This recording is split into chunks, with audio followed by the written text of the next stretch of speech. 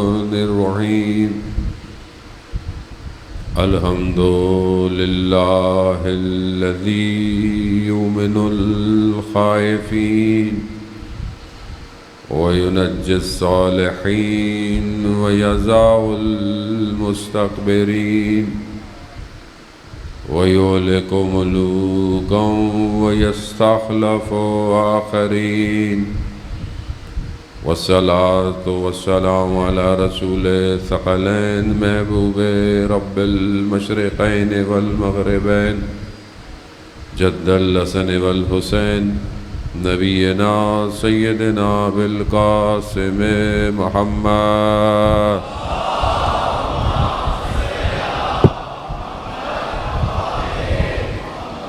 وعلى آله الطيبين الطاهرين المعصومين لا سيما بقية الله في الأرضين روحي وأرواحنا لتراب مقدمه الفداء ولعنة الله على أعدائهم أجمعين. بسم الله الرحمن الرحيم. رب اشرح لي صدري ويسر لي أمري واحلل عقدة من لساني يفقهوا قولي.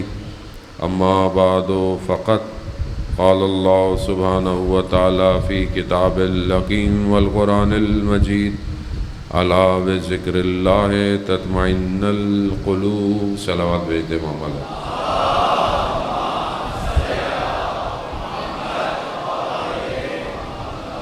عزاداران سید الشہداء، ماہ محرم الحرام ہے اور اسی سلسلے کی ایک مجلس سے خداوند متعال نے توفیق عطا فرمائی.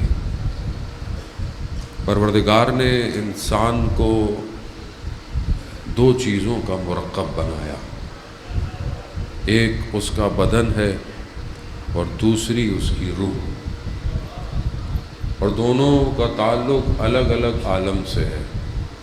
بدن کا تعلق مادے سے ہے اور روح کا تعلق عالم مجرد سے ہے. دونوں کو خدا نے کمبائن کیا تو انسان وجود میں آیا. اگر دونوں الگ الگ ہوں تو بھی انسان نہیں بنتا. روح بدن سے نکل جائے تو بدن کی کوئی اہمیت نہیں رہتی. جتنا بڑا شخص ہو، جتنا بڑا نام ہو، روح جیسے ہی نکلتی ہے لوگ سب بھول جاتے ہیں. یہی کہتے ہیں مردار پڑا ہوا ہے. وہ اہمیت بدن کی روح کے آنے کی وجہ سے ہے. انسان جب تخلیق ہوتا ہے، انسان کی تخلیق قرآن بیان کر رہا ہے کس طریقے سے وجود میں آیا. لیکن جیسے ہی اس گوشت سے کے اندر روح آتی ہے تو حیات آ جاتی ہے، اور یہ حیات اسے امید دیتی ہے، اور یہی امید اسے اس زندگی میں بڑھنے کا حوصلہ دیتی ہے. انسان مریض ہو تو مایوس ہو جاتا ہے، لیکن جیسے ہی صحت ملتی ہے پھر دوبارہ سے اس کے اندر انرجی آ جاتی ہے. روح بدن کے اوپر سوار ہے. جیسے آپ اور ہم کسی بھی سواری پہ سوار ہوتے ہیں، سواری تھوڑی دیر تک رہتی ہے اور سوار پھر اتر جاتا ہے. روح بھی اس عالم میں آئی ہے اور بدن پر سوار ہے. سواری تھوڑے دیر تک اس روح کو لے کے چلے گی، پھر اس روح نے پلٹ جانا ہے. تھوڑی دیر کا یہ سفر ہے جسے ہم نے طے کرنا ہے، مگر اس تھوڑی دیر میں پروردگار نے انسان کو یہ توفیق دی ہے کہ اگر یہ تھوڑی دیر تم بہتر کر لو تو جہاں تم نے ہمیشہ رہنا ہے میں اس کو تمہارے لیے بہتر بنا دوں گا. میں بہت مشکل باتیں نہیں کرنے آیا، سادی سی بات، نہ فلسفہ نہ کلام نہ عرفان، سادی سی بات.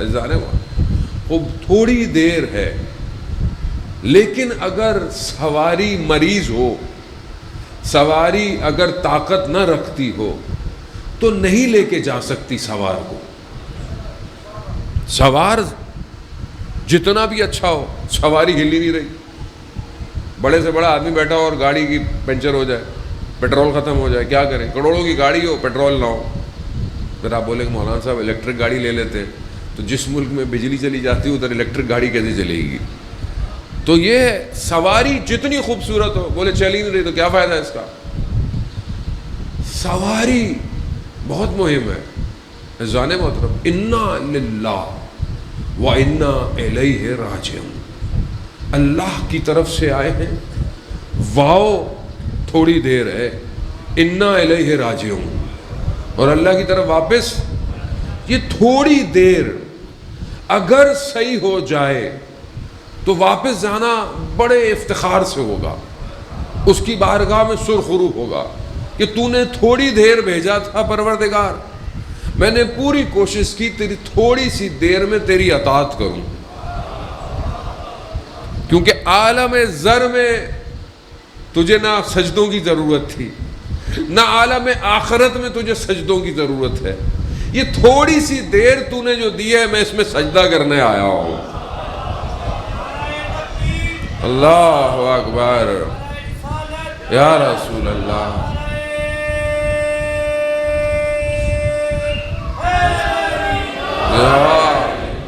تھوڑی سی دیر. اللہم صلی علی محمد. خوب عزیزان محترم, خوب اسی کو سمجھانے کے لیے ہے یہ تھوڑی سی دیر, دیکھنے میں بہت لمبی لگتی ہے. رسول خدا حضرت محمد مصطفیٰ صلی اللہ علیہ وآلہ وسلم صلی اللہ محمد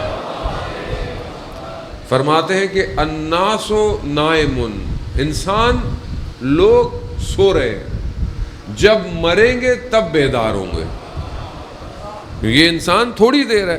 اب اس تھوڑی سی دیر کے لیے اللہ نے ایسا نہیں کیا کہ چلو تھوڑی سی دیر ہے انسان اپنی مرضی کر لے. نہیں, تھوڑی سی دیر ہے, مگر اس تھوڑی سی دیر کے لیے میں 1,24,000 کو بھیج رہا ہوں. اس کا مطلب ہے کہ یہ تھوڑی دیر بہت امپورٹنٹ ہے. یہ ایسے نہیں ہے اس میں آ گیا, جو دیکھا دیکھ لیا, جو کھایا کھا لیا, جہاں سنا. انسان اور جانور میں یہی فرق ہے. جانور ہے جو دل چاہے کھائے, جیسے دل چاہے رہے. کوئی جانوروں کو نہیں بولے گا ہاں بھائی دنیا ترقی کر گئی, اے آئی کا دور آ گیا, آپ کپڑے کیوں نہیں پہن رہے؟ آپ بول سکتے ہیں کسی جانور کو؟ وہ جانور بولے گا بھائی میں جانور ہوں. جانور جتنے بھی ہو جائیں, انسان نے بھی کتنی ترقی کر لی. کہ تھوڑا بہت انسان, بس انسان ترقی کر کر بھی جانور کو اپنی قید میں کر پایا, اور کچھ نہیں کر پایا انسان. لیکن انسان کو اللہ نے ایک ایسی نعمت دی ہے کہ وہ نعمت کسی اور مخلوق کے پاس نہیں. اللہ نے زبردستی نہیں کی ہے. آپ یہ مت سمجھیں کہ اللہ نے تھوڑی دیر کے لیے بھیجا تو اللہ نے 1,24,000 بھیج دیے. ایسا نہیں, ایسا نہیں ہے. اللہ نے انسان کو عقل عطا فرمائی. عقل کسی اور مخلوق کے پاس. عقل کا کام کیا ہے؟ اچھے اور برے کی تمیز کرے. عقل بتاتی ہے نا کہ یہ فائدہ مند ہے, یہ فائدہ مند. عقل کا کام ہی یہی ہے, ادراک کرے. اگر کوئی اپنی عقل کو استعمال نہ کرے تو انسان کیا بولتا ہے اس کا دماغ ٹھیک توازن نہیں ہے. اس عقل کو شکوفہ کرنے کے لیے, اس عقل کو رشد دینے کے لیے اللہ نے انبیاء کو بھیجا ہے. سمجھنے کی کوشش کرنے جا رہے ہیں. مجھے پتہ ہے آپ لوگ شاید میری جیسے کی مجلس سننا پسند نہ فرمائیں, لیکن بہرحال جو سب دے رہے ہوں اللہم صلی علی محمد. بہرحال ہر دکان سے الگ الگ چیزیں ملتی ہیں, تو بہرحال کیا کر سکتے ہیں. میں خدا نہ خواستہ مت بولے کل کو میرے پہ الزام لگا دے میں نے کسی کو. نہ, ویسے آپ بازار میں جائیں کیوں الگ الگ جگہ سے چیزیں خریدتے ہیں؟ وہ انسان ہے, ٹیسٹ روش الگ ہے, اور ہر خطیب کا بھی روش سٹائل جو ہے وہ الگ الگ. تصحیح کر دی ورنہ کلپ کاٹ کے, ورنہ پبلک آج کل کچھ اور بنا دیتی ہے. صلوات بھیج دے محمد والے وسلم.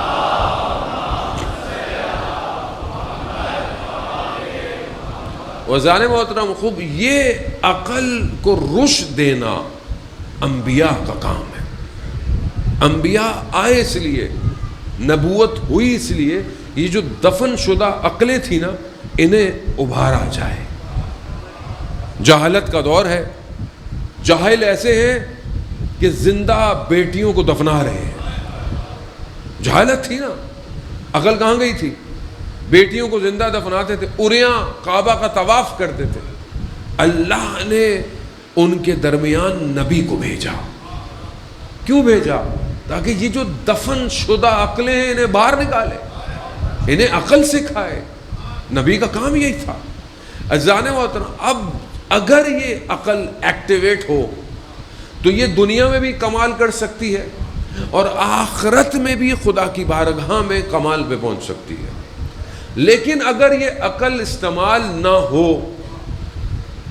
تو قرآن خود بیان فرما رہا ہے، ہم نے ان کو آنکھیں دی ہیں لا یبصرون بہا، یہ ناکوں سے دیکھتے. ہم نے ان کو کان دیے ہیں لا یسمعون بہا، یہ کانوں سے سنتے. ہم نے ان کو قلب دیے لا یفقہون بہا، یہ ان سے تفکر. اولئک کالانعام، یہ جانور ہیں. بل ہم اضل، بلکہ اس سے بھی بدتر ہے. اولئک ہم الغافلون، یہ غفلت میں ہے. غفلت جانور سے بھی بدتر بیماری ہے. غفلت کے معنی کیا ہے؟ وہ غافل ہے انسان. کیسا غافل ہے؟ ایک بچہ صبح سو رہا ہو اور آپ اس کو اٹھاؤ، بیٹا فجر کا ٹائم ہوگا، اٹھو اٹھو. ہو سکتا ہے اڑ جائے، ہو سکتا ہے بھائی دیر سے اٹھے. لیکن ایک بچہ سونے کی ایکٹنگ کر رہا ہو، آپ اس کو اٹھاتے رہیں، نہیں اٹھے گا کیونکہ وہ تو ایکٹنگ کر رہا ہے. غفلت ایسی ہے کہ انسان جانتا ہے مگر غافل ہے.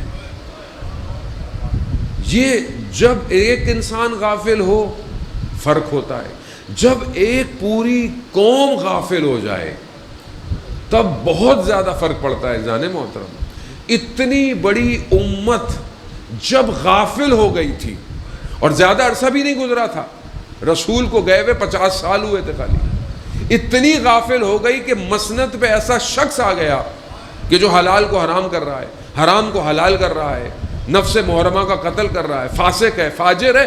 امت غافل ہے، سو نہیں رہی تھی، غافل تھی. اس غفلت کو بیدار کرنے کے لیے رسول کا نواسا کربلا آیا ہے. اور نہ صرف 61 ہجری کی امت کو بلکہ قیامت تک کی انسانیت کو بیدار کرنے کے لیے امام حسین کربلا آئے تھے.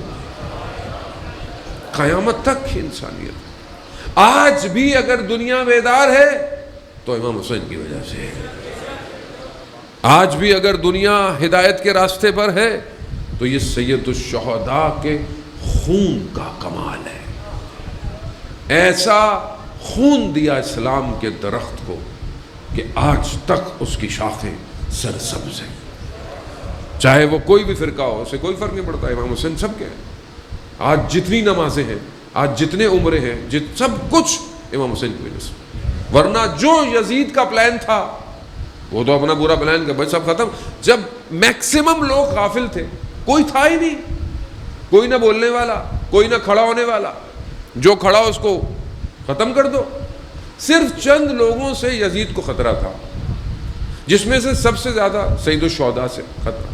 باقی 2 لوگ تھوڑا سا پریشر دیا، وہ مدینہ چھوڑ گئے. امام کو خطرہ تھا. کیوں یزید کو امام حسین سے خطرہ تھا؟ سوال. وہ اتنے سارے لوگ تھے، صرف امام حسین سے کیوں خطرہ؟ کیوں اس نے کہا کہ ان کی بیعت لو اور بیعت نہ کرے تو سر کو قلم کرو؟ کیوں کہا؟ دشمن پہچانتا ہے، ہم کبھی کبھی بھول جاتے ہیں. دشمن جانتا تھا یہ ایک شخص کائنات کو پلٹ سکتا ہے، یہ ایک شخص. اور یہی میجرمنٹ میں اس سے غلطی ہو گئی. وہ یہ سمجھا کہ شاید میں ختم کر دوں گا تو معاملہ ختم ہو جائے گا، مگر وہ یہ نہیں جانتا تھا یہ امام کسی فرقے کا نہیں تھا، یہ امام کائنات کا امام تھا.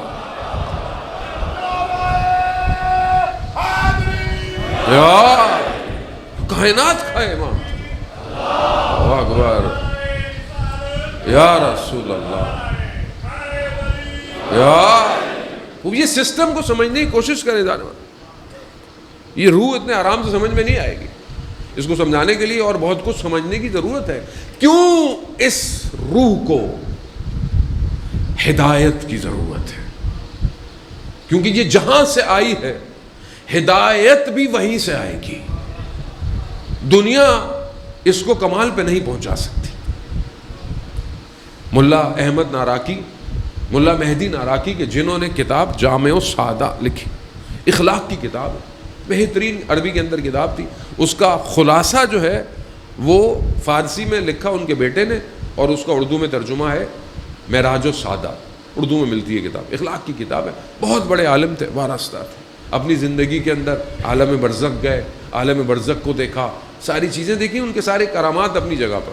انہوں نے اپنی کتاب میں مثال پیش کی، کہا کہ ایک شخص جس کو جلد کی بیماری ہو اور وہ طبیب کے پاس جاتا ہے، ڈاکٹر کے پاس، اور اس سے کہتا ہے کہ میری بیماری ہے، اس کا علاج کریں.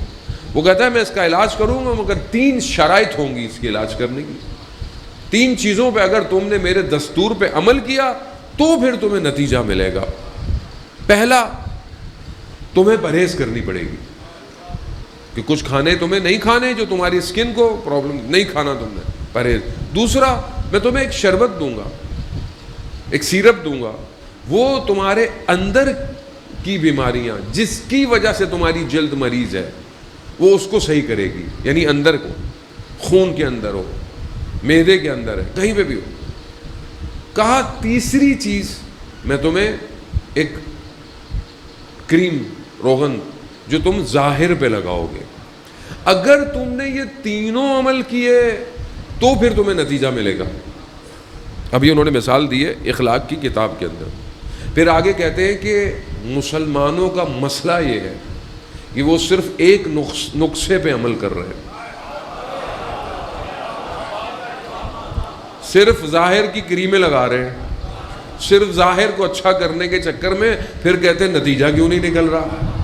وزان محترم، وہ طبیب کہتا ہے کہ یہ مریض میرے پاس آیا کچھ دنوں بعد، کہا کہ مجھے فرق ہی نہیں پڑا.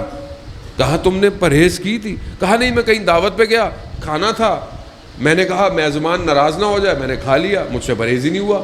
کہا وہ شربت استعمال کیا؟ کہا نہیں، وہ میں لے ہی نہیں پایا. کہا میں بس کریم لگا رہا ہوں مگر نتیجہ نہیں نکل رہا.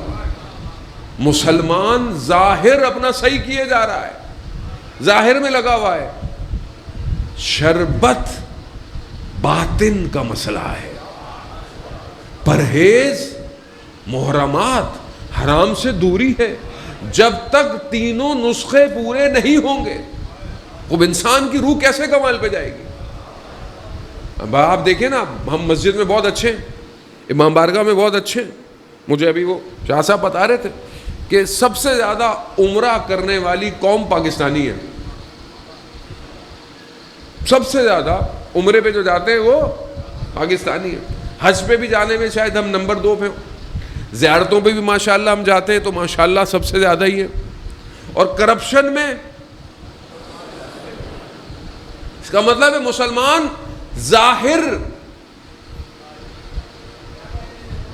کر رہا ہے مگر اللہ نے 1,24,000 کو ظاہر کے لیے بھیجا تھا. وَيُزَكِّيهِمْ وَيَتْلُو عَلَيْهِمْ آيَاتِهِ وَيُعَلِّمُهُ الْحِكْمَةَ. تمہارا تزکیہ کرے، تمہیں پاک کرے، پاک کرے. اذان محترم، پرہیز کا مطلب کیا ہے؟ جو حرام ہے اس سے پرہیز کرو. میں اپنی آنکھوں کو بچاؤ، اپنی نگاہوں کو بچاؤ، یہ پرہیز ہے نا.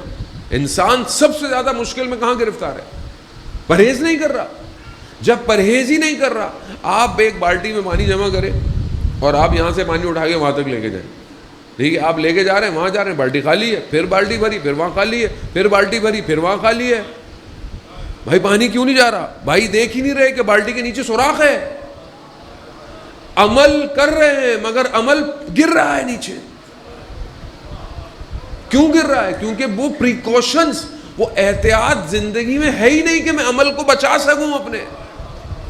عبادت کی، جا کے باہر غیبت کر لی، جھوٹ بول لیا، تہمت لگا لی، کسی کی چغلی کر لی، کسی کا حق کھا لیا۔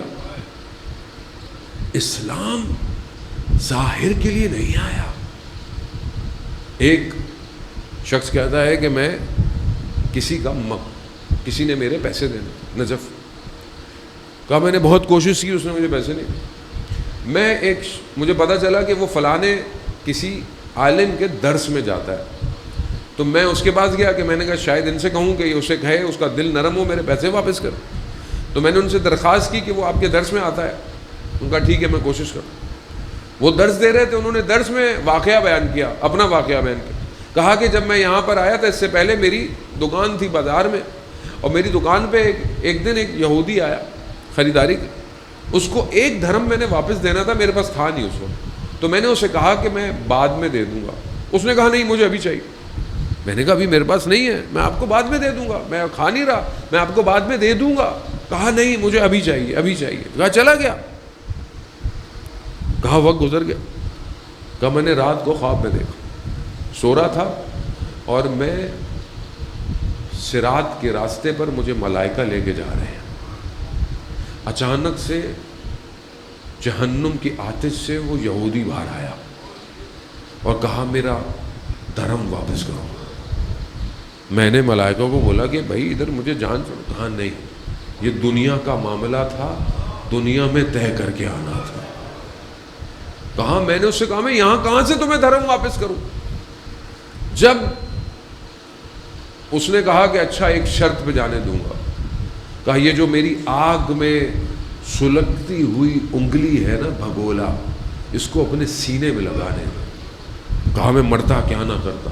اس نے جیسی انگلی لگائی میری آنکھ کھل گئی اور دیکھا میرے سینے پہ سیاہ رنگ کا نشان تھا۔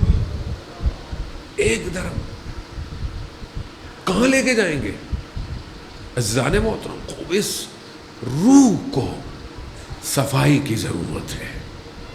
جیسے سوار بہتر ہو، سواری دونوں ضروری ہے۔ بدن اگر ٹھیک نہیں ہے روح کو لے کے چل نہیں سکتی، اور روح اگر اس دنیا کی لذتوں کی وجہ سے دنیا کی چیزیں اسے چپک جائیں تو یہ روح بھی سفر نہیں کر پائے گی۔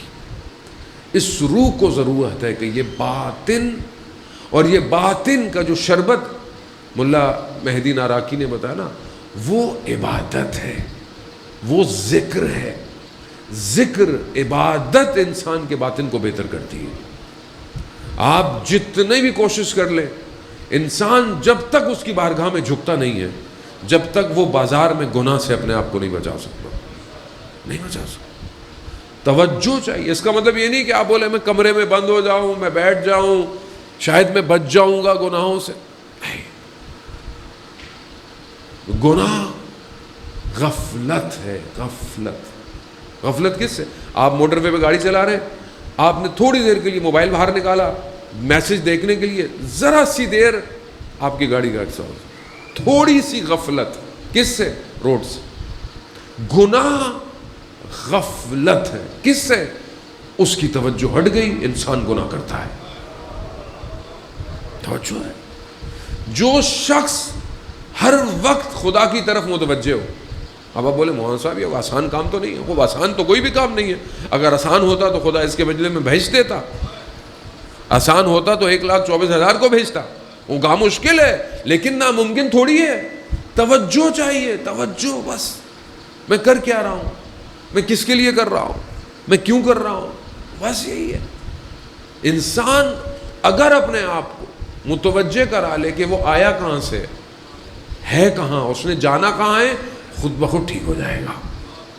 اس کو بہتر کرنے کے لیے جانے محترم پروردگار نے اتنی محنت کی ہے، اتنی محنت۔ یہ عام بات نہیں ہے۔ دنیا کو یہی بات سمجھ میں نہیں آ پا رہی آج تک۔ دنیا ایسی بحث میں لگی ہوئی ہے کہ دنیا کا سسٹم جب تک الہی نہیں ہوگا یہ دنیا ٹھیک نہیں ہوگی۔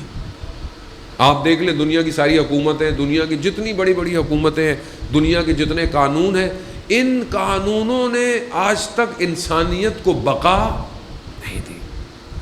صرف نظام الہی ہے، الہی۔ اب اللہ نے جب 1,24,000 کو بھیج دیا، سب بھیج دیا، دین کو کامل کر دیا، دین مکمل ہو. اب جیسے ہی آخری نبی آئے تو شیطان پوری کوشش کی کہ رسول خدا تھا. اب اس کو پتا تھا اب شیطان ابلیس جو ہے وہ آسان نہیں ہے. خدا قرآن میں کہہ رہا ہے عدوم مبین ہے، سخت ترین دشمن ہے. ہم نے اپنی زندگی میں شیطان کو تو کاؤنٹ ہی نہیں کیا ہوا، ہمیں تو لگتا ہی نہیں ہے کہ شیطان ہے بھی کہ نہیں ہے، کیونکہ ہم سب خود ہی ماشاءاللہ. آپ کو نہیں کہہ رہا خدا نہ راستہ، میں اپنے آپ کی طرف متوجہ کر رہا ہوں. مطلب ہم وہ مشہور واقعہ آپ نے نہیں سنا شیخ مفید کا؟ شیخ مفید کے ایک شاگرد نے خواب دیکھا. کیا خواب دیکھا؟ کہ شیطان کے ہاتھ میں بڑی بڑی سنگلیں ہیں، جو جہازوں کے لنگر ہیں وہ بھی ہیں، تھوڑی سنگلیں بھی ہیں، اس طرح پتلے پتلے پتلے پتلے کرتے دھاگے بھی ہیں. تو اس نے پوچھا بھائی یہ کیا ہے؟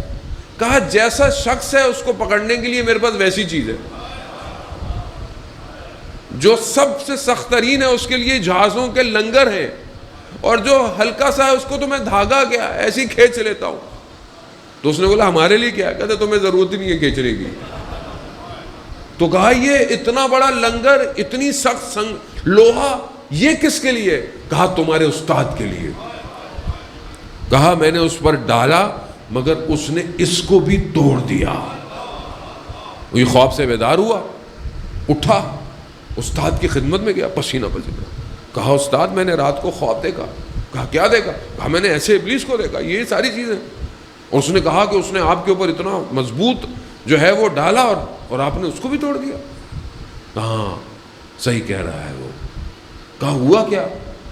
کہا گھر میں فاقہ تھا، میرے پاس پیسے نہیں تھے، میرے پاس کچھ وجوہات شرعی تھا، یعنی شرعی پیسے جو ہوتے ہیں وجوہات ہے، خمس تھا. تو میں نے سوچا کہ قرض لے لیتا ہوں، اور قرض لے کے اپنا کوئی چیز خرید لیتا ہوں، اور پھر جب پیسے آئیں گے تو اس میں واپس ڈال دوں گا. اب ظاہری طور پر کوئی قباحت نہیں ہے. کہتے جیسے ہی میں بازار تک پہنچا تو میرے ذہن میں خیال آیا اگر یہ میں لے کر کھا گیا اور میں مر گیا تو یہ بات کسی اور کو تو پتہ ہی نہیں، تو یہ قرض کون ادا کرے گا؟ کہہ رہا میں الٹا قدموں میں واپس چلا گیا. وہ جتنا بڑا شخص ہوتا ہے اس کی غلطی بھی اتنی ہی باریک ہوتی ہے. ہمارے لیے تو لوگوں کے باغ کھا جاؤ، لوگوں کا مال کھا جاؤ، ٹھیلے کھا جاؤ، ہضم ہی نہیں ہو رہا، انسان پتہ ہی نہیں چلتا. عزیزان محترم خوب فرق ہے. شیطان کو سمجھے. شیطان نے جب دیکھا کہ نور مکہ میں آئے تو اس کو پتہ چل گیا کہ کوئی ماجرا. اس نے پوری کوشش کی، حضرت جبرائیل نے اسے جانے نہیں دیا، کہا کہ اجازت نہیں ہے. اور ویسے بھی اللہ نے قرآن میں سے کہا تھا میں تمہیں اجازت دے رہا ہوں مگر سوائے میرے صالحین بندوں کے ہر جگہ نفوذ کرو. اس کا کام نفوذ کرنا ہے، وسوسے ڈالنا ہے، یہ اور کچھ نہیں کر سکتا. آپ کہتے ہیں نا شیطان چڑھ گیا میرے سر پہ، شیطان چڑھ گیا. شیطان وسوسے کرتا ہے. آپ کا اور میرا ارادہ کمزور ہوتا ہے، شیطان حاوی ہو جاتا ہے. اگر انسان کا ارادہ مضبوط ہو شیطان کچھ نہیں کر سکتا. مومن تو وہ ہے، نہج البلاغہ میں بیان کیا ہے مومن کی خصوصیت کہ مومن کا وہ مقام ہے کہ جہاں ملائکہ بھی داخل ہونے کے لیے اجازت مانگتے ہیں. یہ مومن یا مومن کا تو یہ مقام ہے. یا علی، یا رسول اللہ، یا علی. وزان محترم اللہم صلی علی محمد. خوب. اب شیطان ایسے بس شیطان نے حضرت جبرائیل سے بولا کیا میں امت میں جا سکوں گا؟ کہاں. بڑے آرام سے واپس چلا گیا. کہا میرا کام ہو گیا، چلا گیا. اب جب آپ کے سامنے تاریخ ہے، رسول خدا آئے، رسول خدا نے جیسے ہی تبلیغ شروع کی وہی کفار کہ جو صدیق اور امین کہتے تھے وہی رسول کے مقابلے میں آ گئے. پہلے انہوں نے پوری کوشش کی، ڈرائیں، دھمکی، نہیں مانے. پھر انہوں نے کہا کہ ہم یہ دیتے ہیں، دولت دیتے ہیں، فلانا دیتے ہیں. رسول خدا نے کیا فرمایا اپنے چچا کو کہ میرے دائیں ہاتھ پہ سورج رکھ دیں. بائیں ہاتھ پہ چھاند رکھتے میں ایک قدم پیچھے.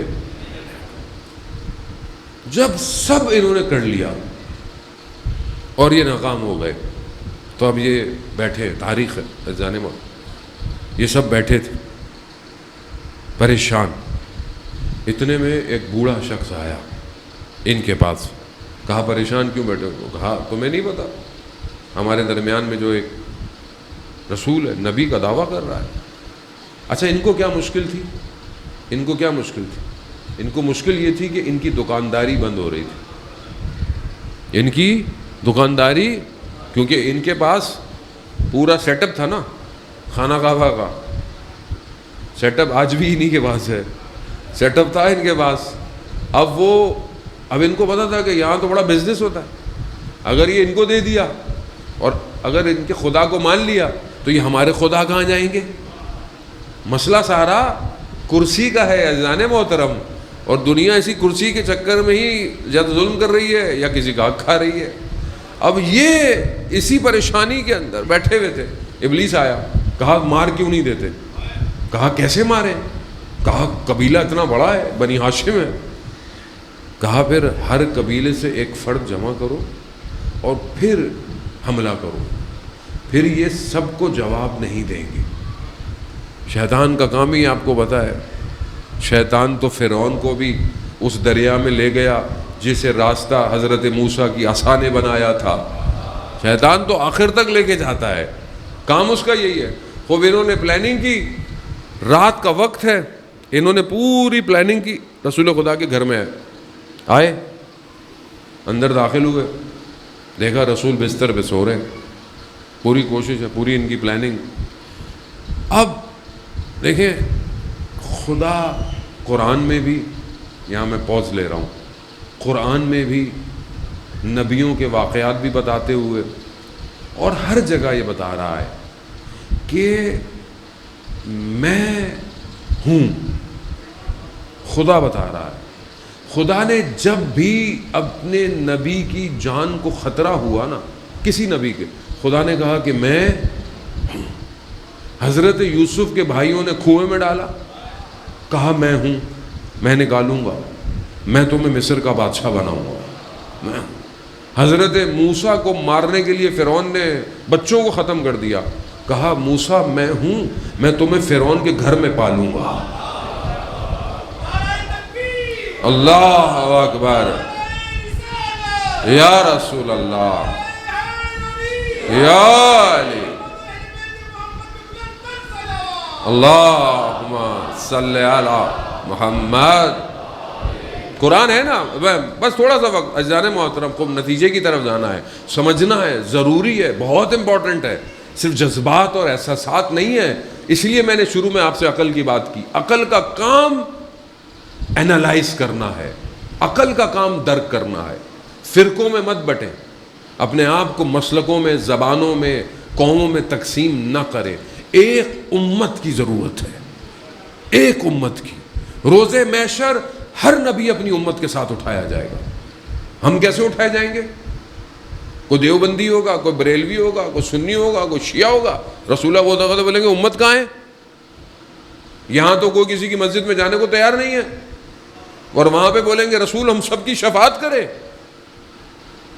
امت تاریخ کو تبدیل کر کر امت کو توڑا گیا ہے. امت کو, ہر نبی کو خدا خود بچا رہا ہے, خود بچا رہا. جہاں جس نبی پر مشکل ہوئی, آگ لگا دی حضرت ابراہیم کے لیے. حضرت ابراہیم کو آئے نا, حضرت جبرائیل آئے, جب ان کو پھینکا, کہا میں کچھ کروں؟ کہا نہیں, وہ کرے گا. خلیل اللہ ہے, وہ کرے گا. وہ کیا آگ کو بچھا دیا, نہ صرف ٹھنڈا سلامتی والا کر دیا. قرآن کہہ رہا ہے اب جب یہاں آخری نبی کی جان پر آئی تو یہاں خدا نے اسے سلایا جو دین کو قیامت تک بچائے گا. جیسے ہی چادر ہٹائی تو دشمن سمجھ نہ پایا یہ نیا سسٹم ولایت کا سسٹم تھا.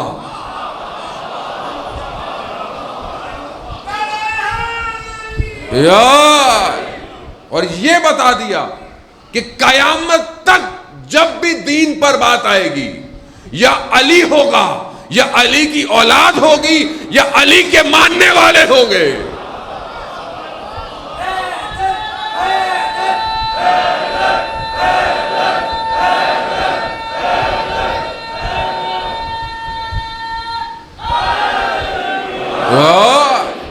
یہ سسٹم ہے, یہاں جذبات نہیں ہے, یہ خطابت نہیں ہے. اللہ نیا سسٹم دے رہا ہے. بھئی نبوت ختم, نبی نہیں آئے گا, وحی نہیں آئے گی, سسٹم ختم. پروردگار اتنا بڑا سسٹم ایسی چھوڑ کے جا رہا ہے, ایسی دے رہا ہے؟ نہیں, میں خود نیا سسٹم دوں گا اور یہ سسٹم قیامت تک چلے گا. جب بھی دین پر مشکل آئے گی, اور آپ کے سامنے پوری تاریخ دیکھ لیں, کون آیا کربلا, کس نے دین کو بچایا, اور آج بھی دین کو کون بچا رہا ہے. آج آپ کے سامنے 12 دن کی جنگ, کوئی کھڑا ہو پایا؟ کہتے تھے ان کو تو نہ کوئی ہرا سکتا ہے نہ کوئی مار سکتا ہے. یہ بھول گئے یہ جن سے لڑ رہا ہے یہ ساری زندگی مجلس حسین میں بیٹھے ہیں. یہ گردنیں کٹوا دیں گے, گردنیں جھکوائیں گے نہیں. یہی تو کمال ہے. دشمن کو کیوں ہماری مجلس سے مسئلہ ہے؟ کیوں؟ آپ دیکھیں پورے تاریخ میں عزاداری سے مشکل ہے. کیوں مشکل ہے؟ خدا نہ خواستہ ہم یہاں کو غلط کہا نا, انہیں پتا ہے کہ یہ بیدار ہونے والی جگہ ہے, یہاں بیداری ہوتی ہے, یہاں بیدار کیا جاتا ہے. یہاں ہر سال ایک کربلا کی داستان سنائی جاتی ہے. ایک امام تھا, اس کے 72 شہید تھے جو پروانوں کی طرح عاشق تھے, جو کٹ گئے مر گئے مگر جھکے نہیں. وہ یہ داستان جو بچہ بچپن سے سن رہا ہو. اور فرق تھا نا, ادھر اگر کوئی دشمن کام کر رہا ہے تو وہ شراب کے نشے میں ہے, اور ادھر جو میزائل چلا رہا ہے وہ تہجد پڑھ کے چلا رہا ہے.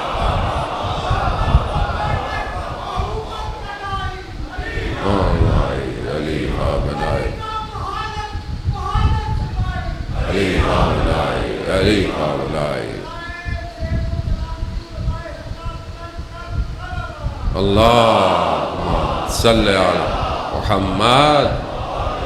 وزان محترم, وہ تعصب کی آنکھوں کو توڑ دیں. کب تک دھوکے میں رہیں گے, کب تک بٹے رہیں گے؟ دشمن کا کام ہی یہی ہے. دشمن تو بانٹنا چاہ رہا ہے, بانٹو کھا جاؤ, کرتا ہی شروع سے. متحد ہوں, اس سے زیادہ اور کتنی مار کھائیں گے ہم؟ فلسطین میں غزہ میں بچے مر گئے, گھر کے گھر تباہ ہو گئے. یونس خان میں ہاسپٹل میں کام کرنے والی ڈاکٹر جس کے 9 یا 10 بچے تھے, شوہر بھی ڈاکٹر, وہ جب ڈیوٹی پہ جاتی تھی تو باپ گھر پہ ہوتا تھا, باپ ڈیوٹی پہ جاتا تھا تو ماں گھر پہ ہوتی تھی. صبح ڈیوٹی ختم کر کے واپس آئی, گئی ہے واپس, شوہر واپس آیا, شوہر گھر میں تھا, بچے گھر میں تھے, یہ ڈیوٹی پہ گئی, بچے چپک رہے ہیں اس کو. یہ جیسے ہاسپٹل پہنچی, اس کے گھر کو نشانہ بنایا اسرائیل نے. باپ 10 بچوں سمیت شہید ہو گیا. کیا ہو رہا ہے؟ ہمیں کچھ فرق ہی نہیں پڑتا. انسانیت میں رسول خدا کیا فرماتے ہیں؟ وہ مسلمان نہیں جو صبح بیدار ہو اور جسے امت مسلمہ کی فکر نہ ہو. مسلمان نہیں ہے. ایسا ہے, بات مجلس کی نہیں ہے. ہم تو ایک دن پڑھیں گے, کوئی نہ پڑھا ہم چلے جائیں گے. روز محشر خدا کو جواب کیا دیں گے؟ کیا جواب دیں گے؟ کہ اپنے نفس کی خواہشات کی خاطر ہم بیٹھتے تھے یا حسین کے پیغام کی خاطر آئے تھے؟ وہ سمجھنے کی کوشش کریں. آج جمعے کا دن ہے, ظہور کا متوقع دن ہے. جمعے کا دن کس کا دن ہے؟ وقت کے امام کا دن ہے. ہر دن ایک امام کا ہے. جمعے کا دن امام زمانہ کا ہے. کیا آج ہم نے اپنے امام کو یاد کیا؟ آج ہم نے اپنے امام کے لیے کچھ کیا؟ ایک زیارت ہے جمعے کے دن جو امام زمانہ کی, کیا آج ہم نے وہ پڑھی؟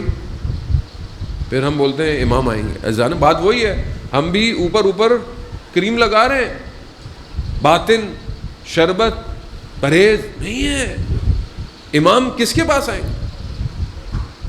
آغا حرم پناہ, میں نے کل بھی مجلس میں بیان کیا, بہت بڑے عارف تھے, بزرگوار تھے. وہ کہتے میرا ایک دوست تھا شہریار, کرج میں رہتا تھا تہران کے پاس. زیارت پہ مشہد مقدس گیا, مولا کی زیارت کرنے گیا.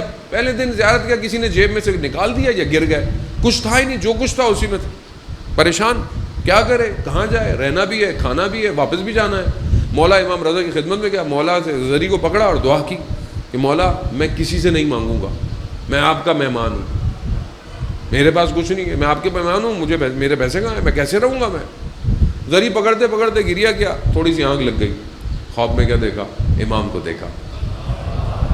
امام نے کہا صبح فجر سے پہلے فلانا حرم کا دروازہ ہے, وہاں کھڑے ہو جانا, جو شخص سب سے پہلے داخل ہو اس سے اپنی حاجت کو بیان کرنا. چلا گیا, دیکھا کہ ایک شخص اندر داخل ہوا, اس کا نام تھا اسماعیل اور مشہور تھا وہ بے نمازی.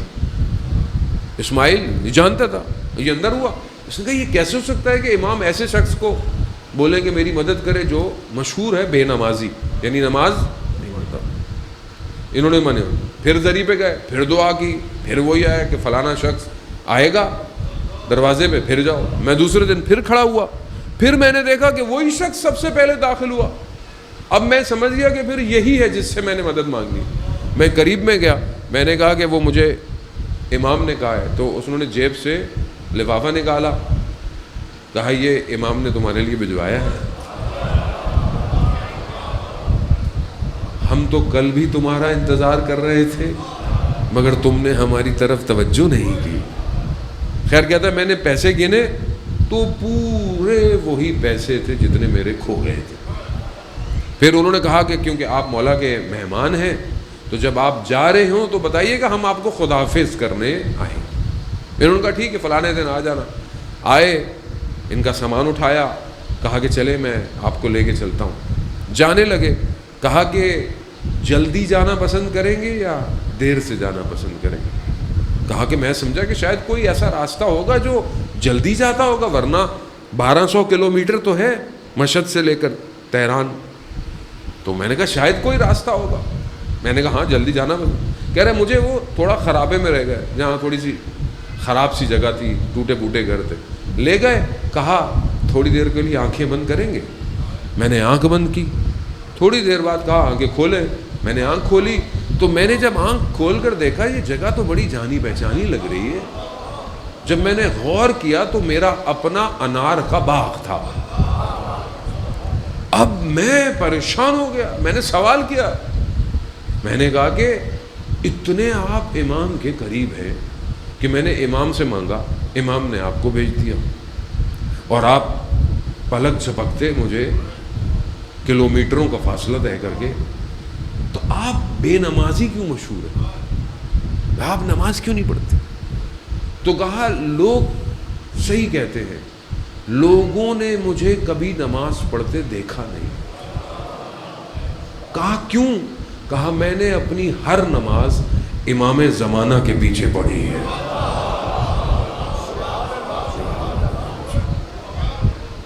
جب قلب پاک ہو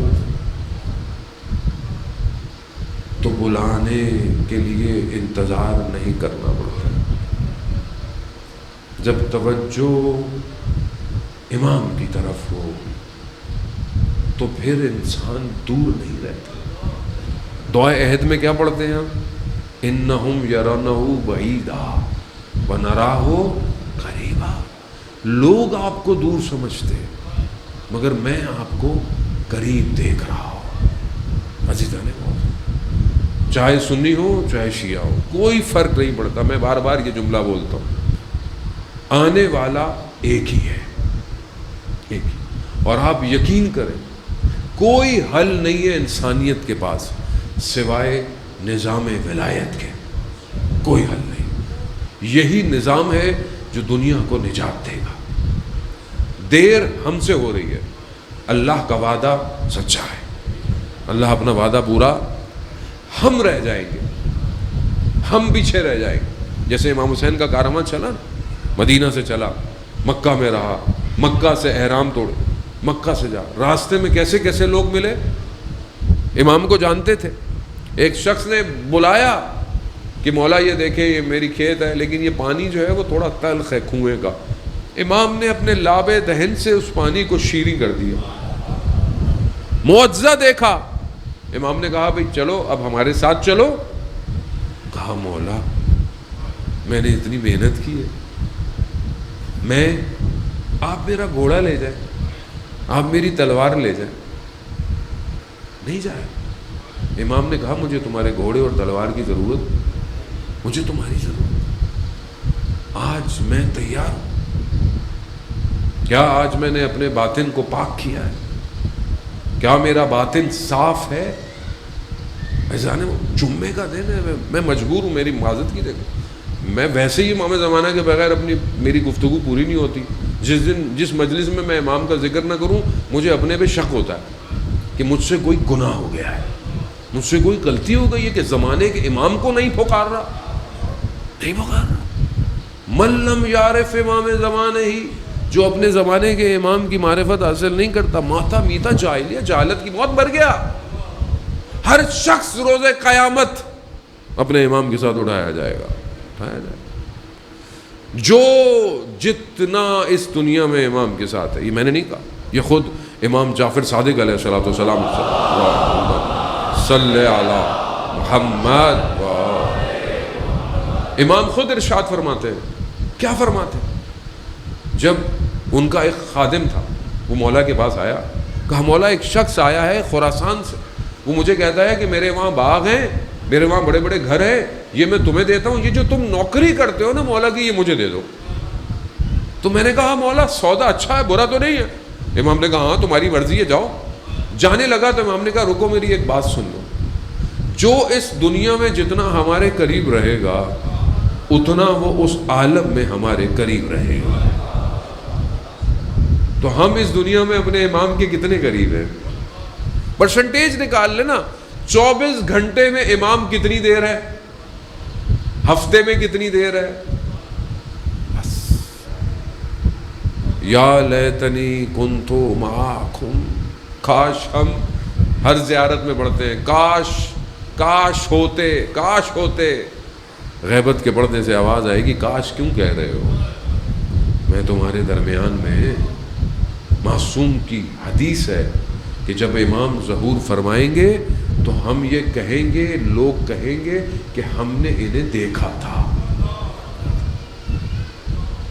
حدیث ہے, کوئی خطابت نہیں ہے, کوئی اشعار نہیں ہے, کسی عالم نے نہیں کہا, معصوم کا قول ہے کہ امام ہمارے گھروں میں, ہمارے شہروں میں قدم رکھتے ہیں. ہم امام حسین کو روتے ہیں نا, امام زمانہ کو روتے ہیں کہ نہیں روتے؟ امام حسین کے پاس تو پھر بھائی تھا حضرت عباس جیسا, امام مہدی کے پاس کون ہے؟ جتنی دیر میں بھائی شہید ہو گیا بہن تو تھی گفتگو کرنے کے لیے. امام مہدی غریب ہے, غریب ہے سارے. اپنے وقت کے امام کے لیے رونا آسان نہیں ہے. دعائے نتبہ جمعے کے دن پڑھی جاتی, کہاں ہے وہ کہ جو کربلا کا بدلہ لے گا؟ متا ترانہ و نراقہ, کب مولا آپ ہمیں دیکھیں گے اور کب ہم آپ کو دیکھیں گے؟ یہ آنکھیں قبر میں دھستی جا رہی ہیں, کب آپ آئیں گے آپ؟ اور میں خود خطا کار ہوں, میرا اپنا قصور ہے کیونکہ میں اپنی زندگی میں مصروف ہوں. عزیزان محترم, ہم سے کوفہ والوں کا سوال نہیں کیا جائے گا, ہم سے مدینہ والوں کے بارے میں نہیں پوچھا جائے گا, ہم سے 2025 سیالکوٹ تم نے اپنے امام کا ساتھ کتنا دیا پوچھا جائے. کیا جواب دیں گے؟ ہے کوئی میری مدد کرنے والا؟ حل من ناصر ینصرنا, ہے کوئی؟ عزیزان محترم, آئیں ہم بھی امام حسین کو وہ سلام کریں جو امام زمانہ کرتے ہیں. امام زمانہ زیارت نائیہ میں کیا کرتے ہیں؟ میرا سلام ہو ان رخساروں پر جو خاک میں پڑے رہے, میرا سلام ہو ان محاسن پر جو خون سے تر رہے. یہ امام زمانہ کا سلام ہے. میرا سلام ہو ان بدنوں پر جو بکھرے پڑے رہے، بکھرے پڑے رہے. ہاں عزاداران محترم، آسان نہیں ہے.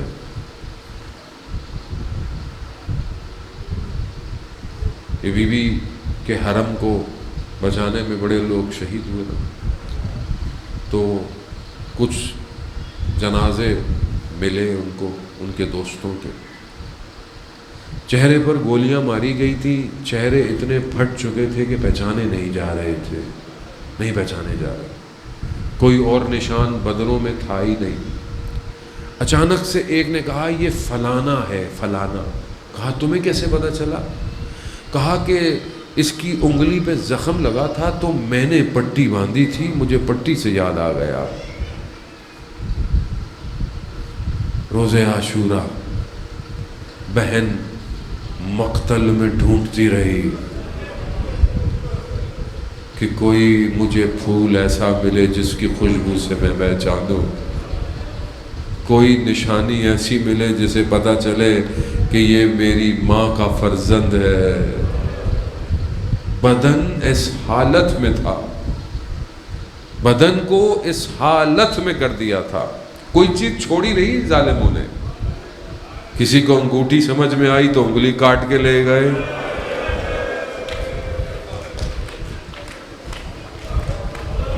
کوئی بدن کا لباس لے کر چلے گئے، اور اتنے تیر اور نیزے تھے اور اس پر گھوڑوں کی ٹاپیں. ہم بیان بھی نہیں کر سکتے. یہ تو امام سجاد تھے کہ جنہوں نے 13 محرم کو اپنے بابا کے بدن تک پہنچے. مقتل کے جملے ہیں نا عزاداران محترم، مشہور جملے ہیں، آپ سنتے رہتے ہیں، مصائب سنتے. میں تو بہرحال اپنی نوکری کر رہا ہوں. سوچیں کوئی فرزند اپنے باپ کے بدن پہ آیا ہو، 3 دن تک بدن دشت کربلا میں پڑے رہے. 3 دن 13 محرم وہ جب امام زین العابدین آئے اور پھر یہ کہا یہ اس کا بدن ہے، یہ اس کا بدن ہے. کیونکہ بدنوں پر سر موجود نہیں تھے، سر نہیں تھے، سر نہیں تھے. جب سب دفن ہو گیا تو ایک طرف امام گئے، کہا کہ میں اکیلا دفن ہوں گا. مولا کس کا بدن ہے؟ کہا میرے بابا کا بدن ہے.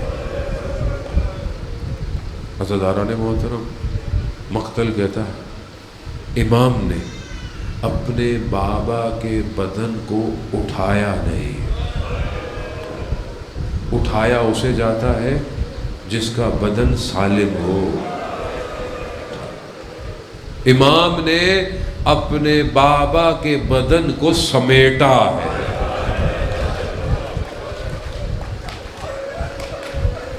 وہ جسے چکیاں پیس کے پالا تھا، وہ جو دوش پیغمبر کا سوار تھا، امت نے کیا حال کیا؟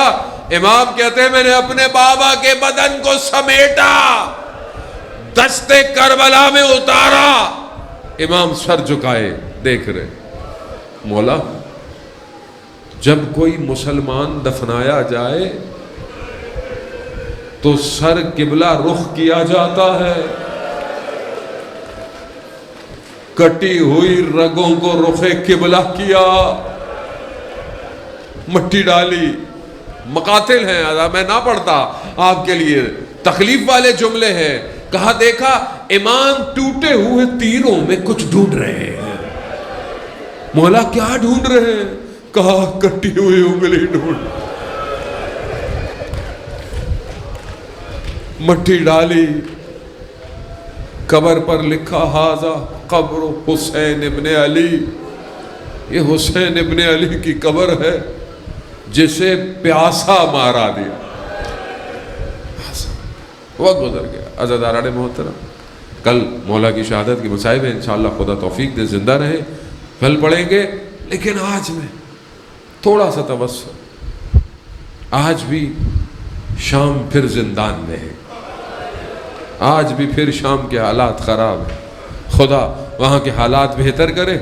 عزاداران محترم, اس بچی سے توسل جو کل بھی قید میں تھی اور آج بھی قید میں ہے. خدا آپ کی بیٹیوں کو سلامت رکھے. ایک بھائی نے کہا اس کی بیٹی مریض ہے, خدا اس کو شفا دے. تمام مریضوں کو, تمام بچیوں کے نصیب اچھے کرے. بیٹیاں باپ کے جنازے پر زینت ہوتی ہیں, زینت, بڑی محبت ہوتی ہے. اور جب تک بیٹی نہ ہو انسان کو پتہ نہیں چلتا رحمت کسے کہتے ہیں. اور چھوٹی بیٹیاں باپ کے سینوں پہ سوتی ہیں, سینوں پہ. وہ قربان جاؤ, چھوٹی سی بچی, رات کی تاریکی, عاشورہ کا دن گزر گیا.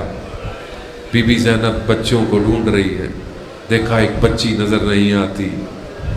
مقتل, مقتل کسے کہتے ہیں جہاں بدن بکھرے پڑے تھے, سر بریدہ بدن بکھرے پڑے. رات کا وقت بی بی نے کیا دیکھا, بچی ایک سر بریدہ بدن پہ سو رہی ہے.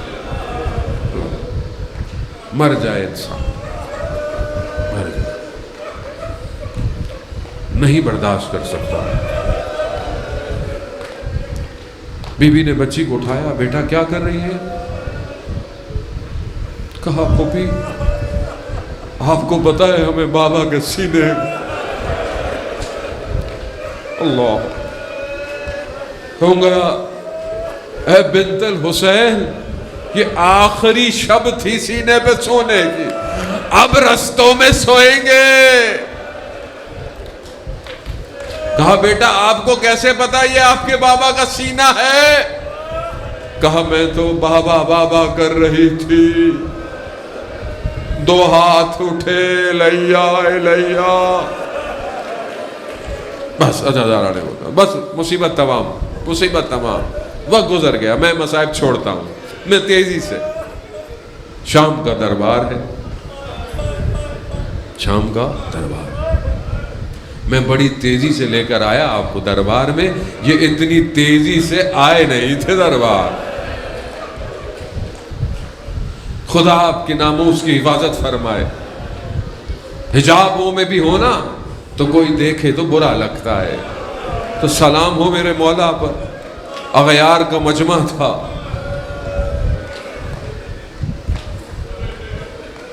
یزید کا دربار. یزید مسند پہ بیٹھا ہے. میں ممبر کبھی نہیں بولتا, ممبر پر نہ یہ مستحق تھا. اس لیے تو میرے چوتھے امام نے کہا جسے تم ممبر کہہ رہا ہے یہ لکڑیوں کا ہے, یہ رسول کا ممبر نہیں ہے. مسند پہ بیٹھا, تشت میں وہ سر مبارک جو دوش پیمبر پہ سوار ہوتا تھا, ہاتھ میں اس کے چھڑی ہے, ان لبوں کو مار رہا ہے جسے رسول بوسہ دیتے تھے.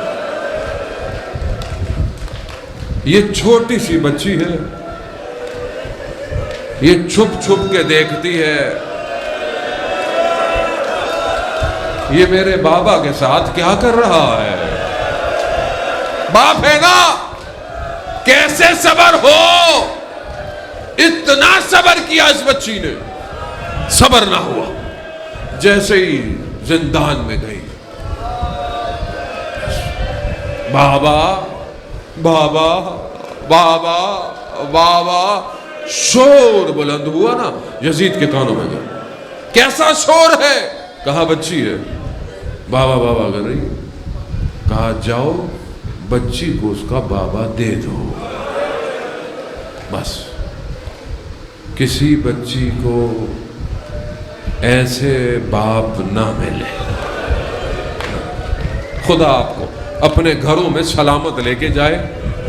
چھوٹی بچیاں انتظار بڑا کرتی, بابا کب آؤ گے, بابا کب آؤ گے. اور جب باپ آتا ہے نا سب سے پہلے چھوٹی بچی آتی ہے. سب سے پہلے سر چھوٹی بچی کے پاس آیا, کپڑا ہٹایا. بچی نے بڑے دنوں بعد بابا دیکھا تھا. خاک میں اٹی زلفیں تھی، چہرے پر زخموں کے نشان تھے، لبوں پر تازہ چھڑی کے نشان تھے۔ بچی نے سر کو اٹھایا، لبوں کو لبوں سے لگایا، بچی شروع ہو گئی، بابا آپ کے جانے کے بعد خیمے جل گئے، بابا بابا دامن بھی جل گیا، بابا پانی مارو تو تماچے پڑتے تھے، بابا بابا یہ گوشوارے مانگتے تو میں خود دے دیتی، بابا بابا کرتے کرتے بچی خاموش ہو گئی۔ انا للہ و انا الیہ راجعون۔ اور میرے غریب امام نے اپنی بہن کو شام کے زندان میں دفنا دیا۔ جب جناب زینب چہلم میں کربلا پہنچی، اپنے آپ کو بھائی کے مرکز پر گرا دیا، کہا بھائیا سب لے آئی، ایک نشانی شام کے زندان